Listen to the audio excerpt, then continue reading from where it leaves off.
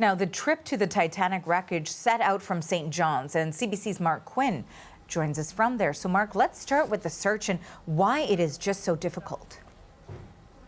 Right. So the latest that we've heard is that the search is ongoing today. It started yesterday, and it's been going all day today. We've heard from the U.S. Coast Guard that there's more resources coming from there. They have remotely operated vehicles that are being used. They say a submersible is being used, and they say the area that's being searched has been widened to the size of Connecticut. And of course, for Canadians, that's an area about 13,000 square kilometers, about twice the size of PEI. We've also heard from Federal Fisheries Minister Joyce Murray, who says that Canadian resources are being deployed to the search area, which is about 700 kilometers southeast of here in St. John's in the Atlantic Ocean. Here's what she had to say. We have the CCGS John Cabot has sonar, and it is headed to the site. There's two other Canadian Coast Guard ships that were there but are now in St. John's, ready to port equipment as necessary. And of course, that was Joyce Murray, the Federal Fisheries Minister. Here today, there's a lot of activity. People are very hopeful that there will be a good conclusion to this, but we know it's a very difficult search. We know the Coast Guard, the Canadian Coast Guard, as we just heard, has a lot of resources on the way, and they also already have ships and planes here searching offshore. And of course, the U.S. military, which is based in Boston, is also doing a search. They're the lead for this search, and they've got planes and submersibles and the vessels on the water as well, and using sonar underwater to try to find this submersible underwater.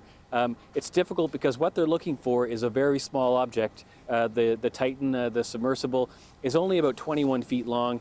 That's about the size of a large car from the 70s. A Cadillac Fleetwood is about 21 feet long, just to give you a sense of what the size of that vessel is. And there are 5 people packed into that. And, you know, they may be at the bottom, they may be on the surface. You know, the researchers just don't know.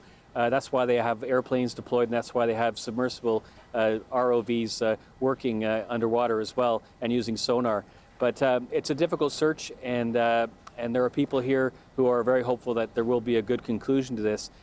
We do know, of course, that there was a similar search off the coast of Ireland in 1973, and that one was successful, so that's creating some hope here. We've also learned more about the people who are aboard this vessel. We know there are 5, and it's been confirmed that there are a Pakistani businessman, a prominent Pakistani businessman. His last name is Dawood. He's there with his son on the vessel. And we've also learned that it's been confirmed that British billionaire and adventurer Hamish Harding is on the vessel. He's quite a well-known, famous adventurer and explorer.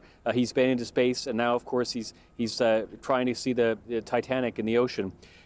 We know as well that a French Titanic expert who's been down in this submersible many times himself, more than 35 times we're told, is on that vessel. His name is P.H. Narjolet, and he's considered one of the foremost experts on the Titanic. As well, we're hearing reports that haven't been confirmed that OceanGate's expedition CEO, Stockton Rush, is aboard this submersible as well. So everyone is hoping for the best result. It's been 2 days now that they've been out without contact. We're told they have 96 hours of oxygen, which means they have 2 more days. There's hope until Thursday.